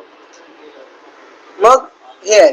मग त्याच्यानंतर मग विषय असं बनतो, आता आपण काय कितपर्यंत पोहोचलो, की कर्म काय होती, ती कशी चालतात, ती कशी परत ती कशी आपण थांबवू शकतो, करणं थांबवू शकतो इतकं. पण आता ऑलरेडी एवढ्या जन्मांची जी कर्म आहे, त्यालाच अजून मला कितीतरी अजून जन्म घ्यायचे आहेत. मग ती रिमूव्ह नाही होऊ शकत का, हा प्रश्न तयार होतो. की माझी आता तुम्ही बोललात की कर्म आहे तर त्याला फळ आहे, ते सगळं आहे, ते बरोबर आहे. आणि आता ही जी सांगितली आहे ती काय आहे, ती नवीन कर्म न बनणे ह्याच्यासाठी आहे. पण जी ऑलरेडी मी करून बसलो आहे, मग ती मी ती कशी घालवायची. कारण मला लवकरात लवकर भगवंतांकडे जायचं आहे, इकडून मुक्त व्हायचं आहे. मग ती घालवणं एवढे की असंख्य जन्म झाले आहेत आणि त्यांच्यात असंख्य जन्मामध्ये प्रत्येक जन्मामध्ये असंख्य कर्म आहेत. मग विचार करा ती फिटायला किती वेळ लागणार आहे. आणि ती फेडत बसलो जरी हे आपण फॉलो करत बसलो तरी अजून आपल्याला खूप म्हणजे अर्ध्यापेक्षा जास्त अजून जर्नी आहे. जेवढी आपली जर्नी झाली त्याच्यापेक्षा अर्ध्यापेक्षा जास्त जर्नी आहे. मग ती कशी कमी करायची, ती कशी मिटवून टाकायची, असं काय आहे का, हा प्रश्न तयार होतो. मग कर्मांमध्ये कधीच प्लस मायनस नसतं, हे आधी एक लक्षात घ्या. म्हणजे लोकांचा काय विषय असतो की मी 4 पाप केली आहेत ना, मी आता 10 पुण्य करतो. म्हणजे 5 पाप केली आहेत ना, मग मी आता 10 पुण्य करतो. म्हणजे आता लोकांचं बघा काय असतं, मी जर पैसा काळ्या यांनी कमवलाय ना, मग चला मंदिरात दान करूया थोडा. म्हणजे काय, मी पाप केलंय ना, मग मी आता पुण्य करतो आणि मग त्याला ऍव्हरेज आउट करतो. अजिबात नाही, कर्मांमध्ये असं होत नाही. जे तुम्ही केले आहे तेच तुम्हाला भेटणार. कुठचंही कर्म कमी होत नाही. काय बोललो मी, जर तुम्ही पुण्य करताय, तुम्ही पाप केलंय तर तुम्ही पुण्य करताय, तर ते पुण्याच्या राशीत ते ऍड होणार आणि हे पापाच्या राशीत ऍड होणार. मग फक्त ऍडिशनचं काम होत आहे, मायनसचं काम होत नाही. मग ती पण तुम्हाला द्यायची आहेत, ही पण तुम्हाला फेडायची आहे. पुण्य पण फेडायचे आहेत, पाप पण फेडायचं आहे. ती कॅन्सल आउट होऊ शकत नाही, एकमेकाला कॅन्सल कर्म करू शकत नाही, हे नियम आहे. याचे अॅनालॉजीज आपण खूप देऊ शकतो, पण आता तेवढा वेळ नाही आहे. तर असं समजून घ्या की ती आपण म्हणजे काहीतरी चांगलं खराब केलं आणि चांगल्या याने मी फिरवून टाकेन असं नाही हो. ठीक आहे. मग फक्त ऍडिशन होते कर्मांमध्ये, फक्त ऍडिशन होते. मग एवढी कर्म आहेत, घालवायची कशी एवढे, या एका जन्मात तर ती फिटणार नाहीये. मग कर्मांचा हेतू काय होता, आपण बोललेलो कर्मांचा हेतू आहे लेसन देणं, शिकवणं, की डिव्हिनिटी शिकवणं.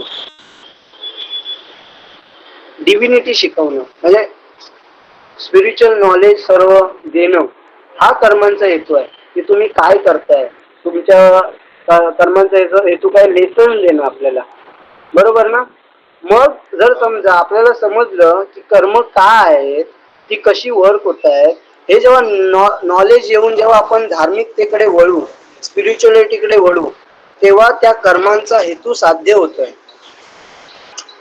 बरोबर ना. हेतू साध्य झाला, मग ती गोष्ट ती गोष्ट म्हणजे ती गोष्ट आपल्याला अफेक्ट करणार आहे का, तर नाही. मग जेव्हा त्याचा हेतू साध्य होतो, हेतू काय की लेसन भगवंतांबद्दल आणि कर्म कसं काम करतंय त्याच्याबद्दल.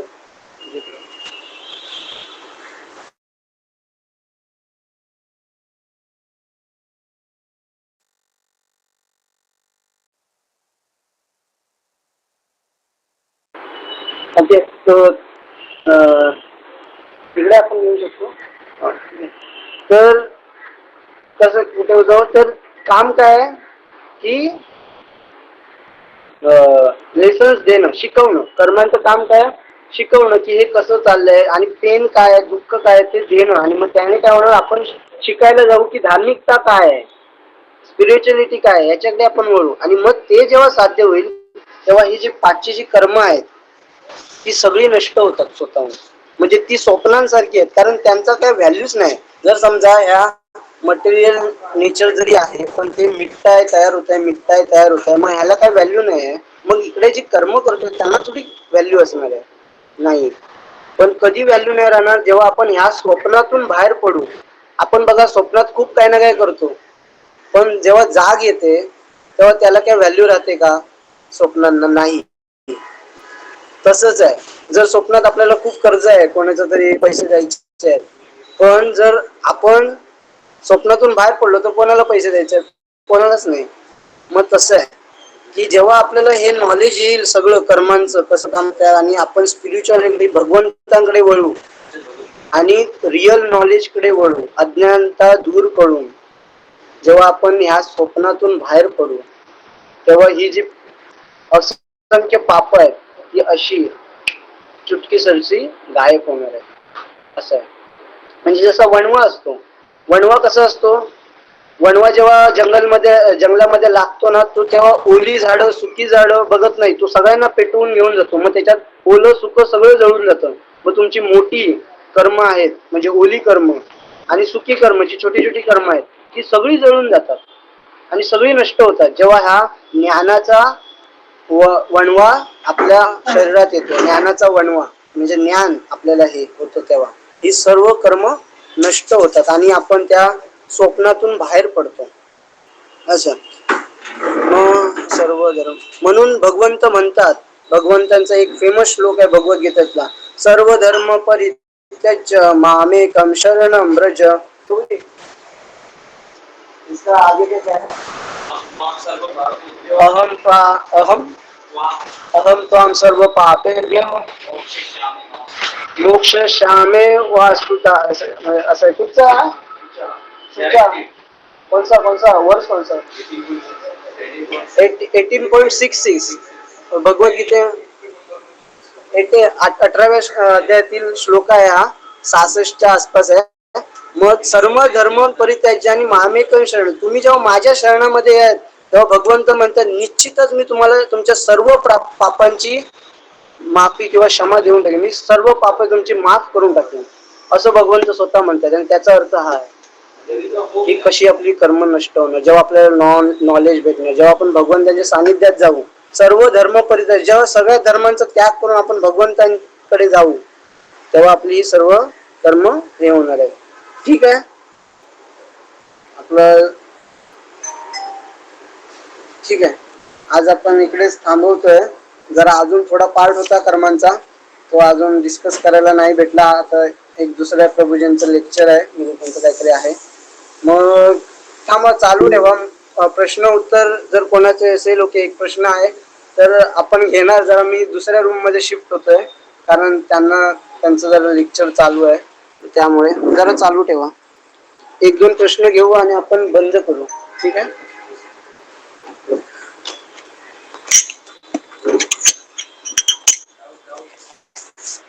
डाउट है?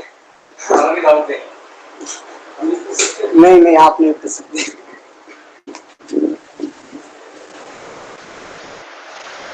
ओके चालेल, हा विचारू शकतो, बोला.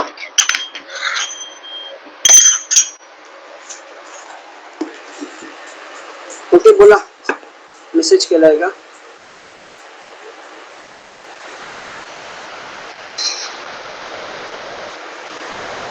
क्लिअर आहे आवाज?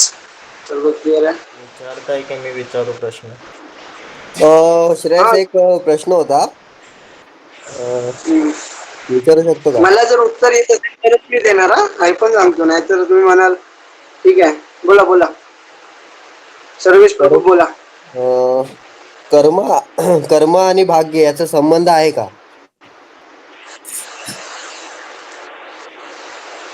कर्म आणि भाग्य, भाग्य म्हणजे जे पुढे होणार आहे हा, तेच आहे. भाग्य म्हणजे तेच कर्म, जे आपली कर्म आहेत तीच भेटणार आहेत पुढे, अजून काय होणार आहे? भाग्य सेम आहे.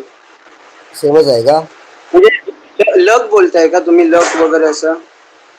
भाग्य म्हणजे संकल्पना त्यासारखीच आहे, म्हणजे आपण आपले जीवन जे नियतीने ठरवलेले असते ते, असं बोलतो मी. त्यामध्ये आपले नाही परत, शुभ अशुभ हा.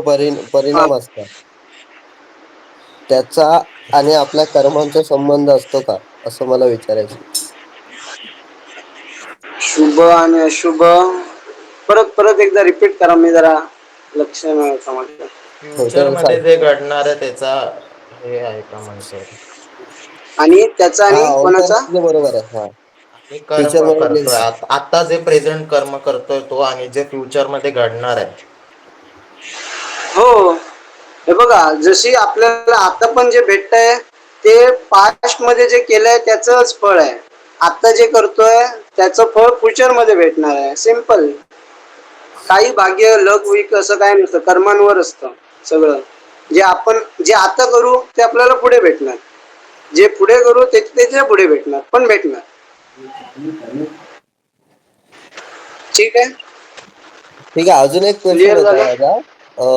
जे मगाशी तू हा. बोललास गौतम बुद्ध, ते गौतम बुद्ध आपल्या 10 अवतारापैकी एक आहेत का? बुद्धांचं आता गौतम मी जेव्हा वाचत होतो तेव्हा म्हणजे भागवत मध्ये आय थिंक चौथ्या भागवतच्या पहिल्या स्कंदाच्या चौथ्या अध्यायामध्ये सगळे भगवंतांचे अवतार थोडे शॉर्ट्स मध्ये दिलेले आहेत की क्विक रिकॅप दिलेला आहे सगळ्या श्लोकांमध्ये. मग त्याच्यात तुम्हाला बुद्धांचा भेटतो. गौतम असं नाव नाही भेटत पण बुद्ध अवतार आहे. म्हणजे 9वा नाही तो किती आय थिंक 17वा 18वा अवतार आहे. टोटल भगवंतांचे 25 अवतार आहेत. 10 अवतार नाही आहेत हे आधी जाणून घ्या. 10 अवतार आहेत ते शॉर्ट मध्ये असे आता कुठून ते 10 घेतले ते माहित नाही पण जे 25 आहेत त्याच्यात हे 10 पण येतात आणि अजून एक्स्ट्राचे 15 पण आहेत ज्याच्यात श्रीकृष्ण स्वतः पण आहेत. ठीक आहे, त्याच्यावर आपण दुसऱ्या वेळी चर्चा करू. हा आपला जरा टॉपिक नाही आहे. आपण कधीतरी घेऊ हा टॉपिक भगवंतांचे अवतार. तुम्हाला जर वाचायचं असेल तर श्रीमद भागवत 1.1.4 चौथ्या अध्याय थोडा वरच्यावर वाचा, तुम्हाला क्लिअर होऊन जाईल. धन्यवाद.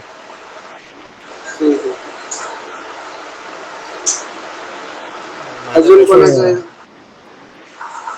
शेवटी हा, सांगता करताना तू शेवटी बोलला होता ना की जर भगवंताच्या शरण गेलो तर भगवंत आपले सगळे कर्म नष्ट करून टाकेल किंवा कर्माची हम्म, फळ आपली नष्ट करून टाकेल, बरोबर ना? हम्म, हम्म, हा. पण एकदा मी तुझ्याकडूनच ऐकलं होतं की हम्म, जेव्हा श्रीकृष्ण ज्या बाहेर आले म्हणजे त्यांच्या आईने त्यांना बाहेर काढलं आणि तरी त्या आई तिची 14 वर्ष तुरुंगामध्ये होती, बरोबर? हम्म. हा.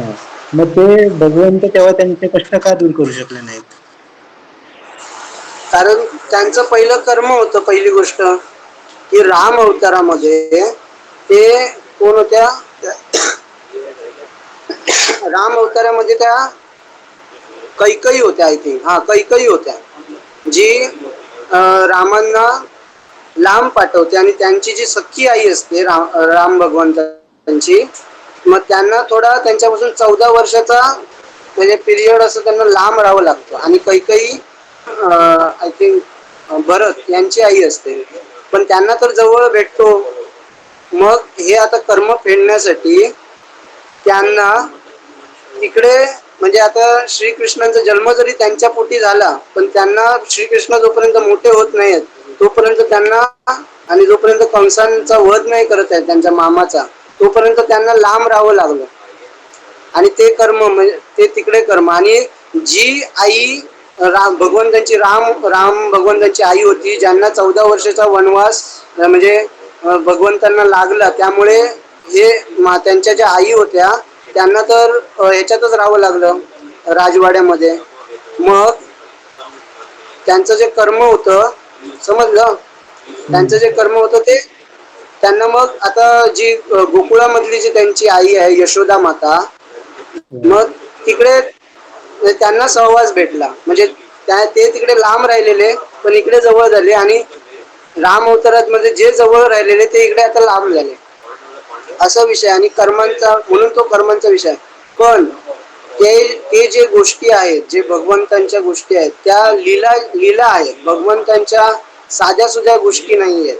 आपण जर त्यांना जाणून घेण्याचा प्रयत्न करू तर ह्या मटेरियल लेवलच्या की कोणाला तरी दुःख होत आहे कोणातरी सुख होत आहे या याच्यातून नाही घ्यायचंय. कारण आता समजा एक व्यक्ती आहे तर समजा एक मुलगा आहे तो ऑर्फनेज मध्ये राहतोय, त्याचे आई वडील नाही आहे आणि मग त्याला क्रिकेट खेळण्याचा खूप आनंद शौक आहे आणि तो क्रिकेट खेळताना जर समजा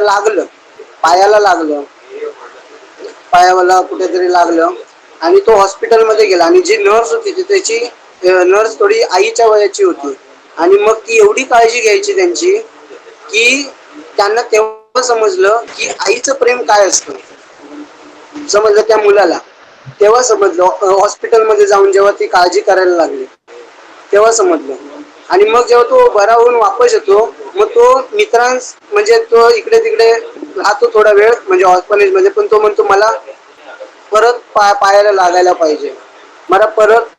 लागायला पाहिजे जेणेकरून मी परत हॉस्पिटलमध्ये जाईन आणि माझी ती जे आईचं मला प्रेम जे मला माहिती नाही होतं ते मला आता तिकडे भेटतंय. समजलंय? म्हणून ह्या ज्या गोष्टी आहेत भगवंतांच्या, त्या आपण अशा मटेरियल नेचरच्या की काहीतरी दुःख आहे आणि काहीतरी सुख आहे या लेवलने पाहायचं नाहीये. कारण आता हा जो मुलगा आहे, मग त्याला पायामध्ये लागण्यात सुख वाटतंय. का सुख वाटतंय? की कारण मला ते प्रेम भेटणार आहे जे मी अनुभव नाही करत आहे. मग भगवंतांपासून लांब राहणं हे एक जवळची गोष्ट असते ना. आता बघा, दुःख कसं असतं बघा, जोपर्यंत ती गोष्ट नाहीये दुःख आहे, थोडस दुःख आहे, गोष्ट नाहीये. जेव्हा आपल्याकडे भेटते ती गोष्ट आणि जेव्हा ती भेटल्यानंतर लांब जाते, काय बोलतोय, भेटल्यानंतर जेव्हा लांब जाते तर ते जे दुःख असतं ते खूप अजून दुःख असतं. ते त्याला शोक म्हणतो आपण. की आहे जे आता नाही आहे तर त्याला आपण काय म्हणतो, दुःख आहे. जे म्हणजे आहे जे नाही आता आपल्याकडे, पण जे भेटून गेलं आहे, भेटून आता नाहीये, पहिलं होतं माझ्याकडे आता नाही, पण त्याला आपण शोक म्हणतो. तर काय तो शोक, मग ते जे शोक असतो ना तो खूप अजून दुःखदायक असतो. कारण आपल्याला टेस्ट माहिती असते की काय टेस्ट होती, बरोबर. मग प्रेमाचं पण तसंच आहे. जर आपल्याकडे आहे ते तर ते आपण आनंदी आहोत, सुखी आहोत. पण जेव्हा ते काढून घेतलं जातं तेव्हा विरह मध्ये जे प्रेम असतं ते अजून अजून वाढतं. जसं दुःख इकडे अजून वाढतं तसं प्रेम अजून वाढतं. मग तुम्ही नाही डिफाईन करू शकत की ते सुख आहे की दुःख आहे, नाही डिफाईन करू शकत. कुठचं सुख आहे कुठचं दुःख आहे. जसं या मुलाच्या केसमध्ये याला पायाला लागणं हे सुख वाटतंय. आपल्याला सुख वाटतं का? फ्रॅक्चर झाला पायाने तर सुख वाटतं? नाही वाटत. मग देवाच्या ज्या गोष्टी आहेत, भगवंतांच्या ज्या गोष्टी आहेत, मग त्या समजून घेणं इज व्हेरी मच डिफिकल्ट. ते आपण आपल्या ह्या लॉजिक सिस्टीमने नाही समजू शकत. समजलं?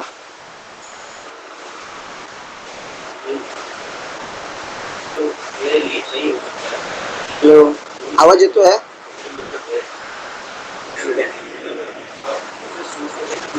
अरे बोल. होय, आवाज येतो.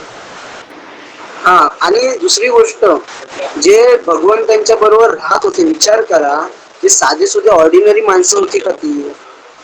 मग आपण पण भगवंतांबरोबर राहिलो असतो. भगवंतांबरोबर जे राहतायत, जे त्यांच्याबरोबर त्यांची सवंगडी आहे, सुदामा वगैरे, ती सर्व ती साधी सुधी पर्सन, ते भूलोक मधून आलेले होते. शास्त्रात वर्णन आहे ते जे ज्यांच्याबरोबर राहत होते ना, भगवंत जन्म घेण्याच्या आधी सगळेजण, तो गाव आहे ना तो पूर्ण देवतांनी भरून गेलेला होता. देवतांनी वेगवेगळे तिकडे जन्म घेतले भगवंतांबरोबर राहायला भेटेल म्हणून. ही साधी सुधी माणसं नाहीये जी तिकडे, म्हणजे विचार करा, भगवंत कोणाच्या तरी पोटी जन्म घेणार, ती व्यक्ती असेल का? तो आत्मा साधा असेल का? तो आत्मा साधा नाहीये. मग त्याला ह्या मटेरियल लेवलच्या नॉलेजने जाणणं पण अशक्य आहे. त्याने आपण या प्रॉफिट लॉसच्या स्टेटमेंट्सने जाणू शकत नाही. इकडे सुख आहे इकडे दुःख आहे, नाही जाणू शकत. ठीक आहे.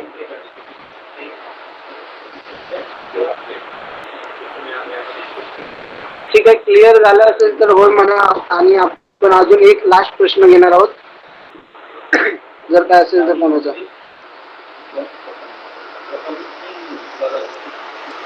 माझा प्रश्न.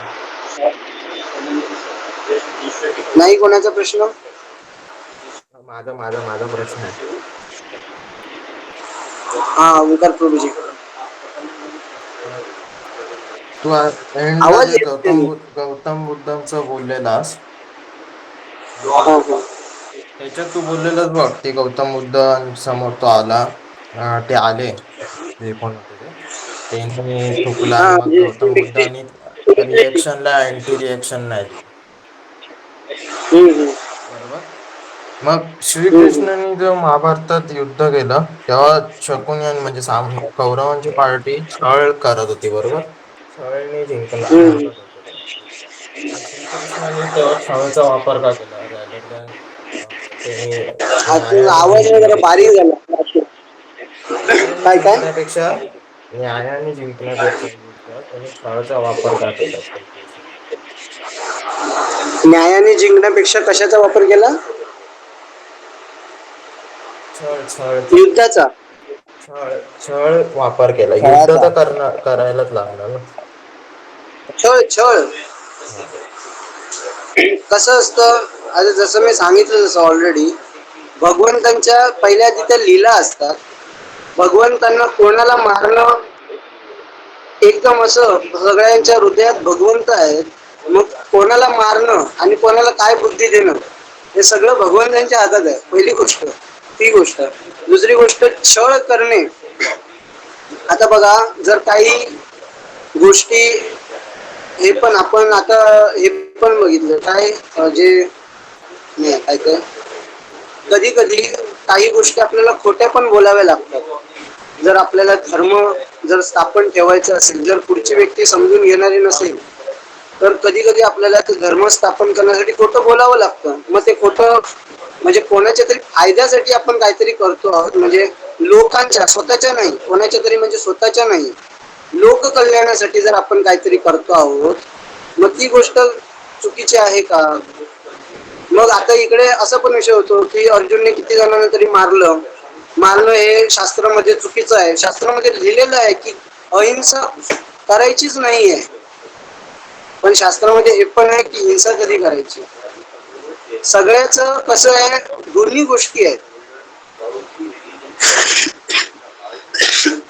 काही लोक म्हणतात जे साधू पुरुष असतात त्यांना राग वगैरे काही येत नाही, शांत राहतात. असं नाहीये.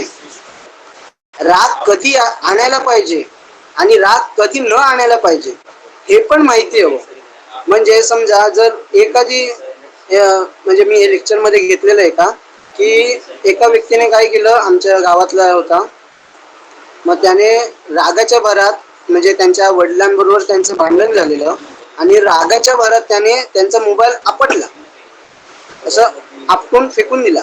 आणि म्हणजे त्या अचानक रिॲक्शनमुळे, म्हणजे काहीतरी बोलले असतील, काहीतरी त्याच्या मनासारखं झालं नसेल, जसं मी बोललो नोकर आणि मालकाचं, जर त्याच्यासारखं नाही झालं की त्याने रिॲक्शन आपली दिली आणि मोबाईल आपटला, पण त्याच्या 5-10 सेकंद नंतर त्याला समजलं की आपण काय करून बसलो आहोत, आता 5-10 हजाराचा फटका बसलाय, समजलं. पण हा झाला राग. हा दुसरा राग कुठचा असतो, आई बघा, आई आपल्या मुलावर राग, आता हा ज्या मोबाईल आपटल्या त्या केसमध्ये, हा जो राग होता ना, ह्या रागामध्ये हा आंधळा राग होता. काय करतोय मी, काय नाही करत आहे मी, हे काहीच माहिती नाही, हा आंधळा राग आहे. डोळे ढापायचे आणि राग करायचा, म्हणजे काय याचा रिझल्ट पुढे काय होणार आहे हे माहित नाही मला, हे मी करतोय ते बरोबर आहे की चुकीचं आहे हे माहित नाही मला. हा खूप वाईट राग आहे. हा राग कोणीही, आपल्याला जर त्याची सवय असेल तर आत्तापासून प्रॅक्टिस करा. असा जर राग आपल्याला येत असेल तर आपण सोडून द्यायचा आहे, हा राग करणं सोडून द्यायचं आहे. कारण याच्यात आपण अशी पण कृत्य, जर कोणाचा आपला हात समजा चाकू आहे, आपल्या समोर जर कोणतरी व्यक्ती आहे, घुसवून टाकला, नंतर 10 सेकंदनी आपण रिग्रेट करत बसणार की कोणतरी मेला, वापस येणार आहे ते इकडे तरी 5-10 हजारामध्ये मोबाईल येऊन जाईल. मग हा राग चुकीचा आहे, शास्त्रामध्ये पण हा राग चुकीचा आहे. पण बघा, त्याच वेळी म्हणजे त्याच सिच्युएशन, जर आई आहे आणि ती म्हणजे दुसरी सिच्युएशन आहे, तीच सिच्युएशन आहे, जर आई आपल्या मुलावर राग करते का, तर त्याला शिस्त लागावी. त्याने जर चुकीचं काय केलं असेल तर त्याला शिस्त लागावी, याच्याशी राग करते, मारते पण तो जो राग आहे ना, तो आतून काढलेला राग आहे. पहिला जो राग बघितला तो कसा आला, ते बाहेरच्या गोष्टींमुळे आपल्याला राग आला. आणि दुसरा काय होता की राग काढला, आणि तो राग कसा काढलाय की आईला माहितीये की माझी लिमिट काय आहे, माझी लिमिट काय आहे, काय कुठची लिमिट आहे, किती मारणार, काय बोलणार आहे माझ्या मुलाला, की त्याला लागता पण नाही आणि त्याला शिस्त पण लागायला पाहिजे.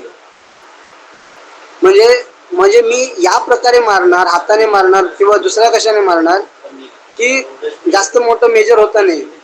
म्हणजे आईला त्या रागावेळी, कारण त्याच्यावर प्रेम आहे, सगळं काही आले की आतून काढते, ते बाहेरून नाही येत आहे. कुठच्या तरी कोणीतरी काहीतरी थुंकला, काहीतरी शिवी दिली आणि त्याच्यामुळे येतोय, तो वाला राग नाही, ती स्वतःहून काढते, कारण या रागाची इकडे गरज आहे. या रागाची इकडे गरज आहे. जर राग आता नाही काढला आणि जर मुलगा नंतर वाईट संगतीला गेला, सगळं हे केलं, तर ते काय ते अजून चुकीचं आहे. म्हणून जर हा राग आहे तो बरोबर राग आहे. आणि या रागामध्ये बाकीच्या पण गोष्टी आहेत, त्याच्यात लिमिट पण माहिती आहे की मी किती लिमिट पर्यंत हा स्ट्रेच करणार आहे, काय बोलणार आहे, किती मारणार आहे, हे फरक आहे रागांमध्ये. मग दुसऱ्या प्रकारचा राग आहे जो नीडफुल आहे, तो आपल्याला काढायचा आहे. मग तसंच शास्त्रामध्ये कधी कधी काही भगवंतांनी चुकीच्या गोष्टी पण, म्हणजे आता भगवंतांनी शेवटी चोरी पण केली आहे, ते पण एक चुकीचं आहे. म्हणजे खूप साऱ्या गोष्टी आहेत की भगवंतांनी चुकीच्या केल्या आहेत, पण तिकडे त्यांची गरज होती. मग ते आपल्याला असं नाही की म्हणजे काही जणांचं असतं नाही, जर भक्त बनलो तर नाही शांत बसायचं, राग नाही करायचा, हिंसा नाही करायची. नाही, जिकडे गरज आहे तिकडे ते करायचं आहे, नाहीतर त्याचं पाप लागणार. जसं अर्जुनच्या केसमध्ये जर अर्जुन जर पळून गेला असता, जर हिंसा नाही केली असती, तर त्याला अजून पाप लागलं असतं न हिंसा करण्याचं. आणि भगवंतांचा रूल फॉलो, म्हणजे भगवंतांचा आदेश फॉलो नाही करण्याचा अजून पाप लागलं असतं. म्हणून आपल्याला असं नाही बघायचं आहे की काहीतरी कोणीतरी केलंय. कसं आहे माहिती आहे, स्पिरिच्युअलिटीमध्ये सगळ्यात जास्त इंटेन्शनला महत्व दिलं जातं. इंटेन्शनला मी हे खूप वेळा लेक्चरमध्ये सांगितलं की इंटेन्शन काय होतं. भगवंत माफ करतील, जरी तुम्ही चुकीचं केलं, काही केलं तरी भगवंत माफ करतील जर तुमचं इंटेन्शन राईट आहे. चुकी होतात, मोठमोठ्या गुरूंकडून साधूंकडून चुकी होतात, पण जर त्यांचे इंटेन्शन्स आहे की टू प्लीज कृष्णांना प्लीज करणे, हे जर इंटेन्शन आहे तर भगवंत माफ करणार. पण जर इंटेन्शन चुकीचं आहे आणि चुकीचं करतो पण आहे, तर त्याला माफी नाहीये. क्लिअर आहे?